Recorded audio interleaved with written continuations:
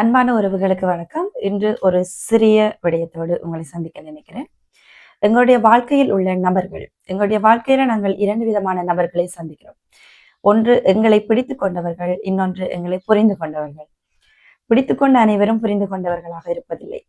அதாவது எங்களுடைய வாழ்க்கையில எங்களை புரிந்து கொண்டவர்கள் எப்படி இருப்பாங்கன்னு சொன்னா, நான் கவலைப்படுறேனா, அழுறேனா, யோசிக்கிறேனா, என்ன செய்யறேன், என் மனசுக்குள்ள என்ன நினைக்கிறேன், நான் யாரை நினைச்சு கொண்டிருக்கிறேன், அவங்களுக்கு கால் பண்ண நினைக்கிறேனா, அவங்கள்ட்ட பேச நினைக்கிறேனா, என்னுடைய கோல்ஸ் என்ன, நான் வாழ்க்கையில எதை சாதிக்கணும்னு நினைக்கிறேன், அப்படி என்னை பற்றி நிறைய தெரிஞ்சு வச்சிருப்பாங்க.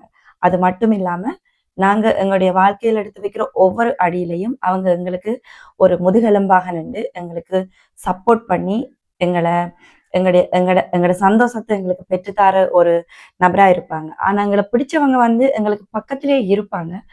ஆனா எங்களை பற்றி புரிஞ்சு கொண்டு இருப்பாங்களான்னு தெரியல. ஆனா புரிஞ்சு கொண்டவர்கள் எங்களுக்கு பக்கத்திலேயே இல்லை என்றாலும் தூரமாவே இருந்தாலும் கூட எங்களுடைய மனசுக்குள்ளேயே இருக்கிறது போல ஒரு ஃபீலை கொடுக்குதுன்னா அவங்க தான் எங்களை புரிஞ்சு கொண்டவங்க.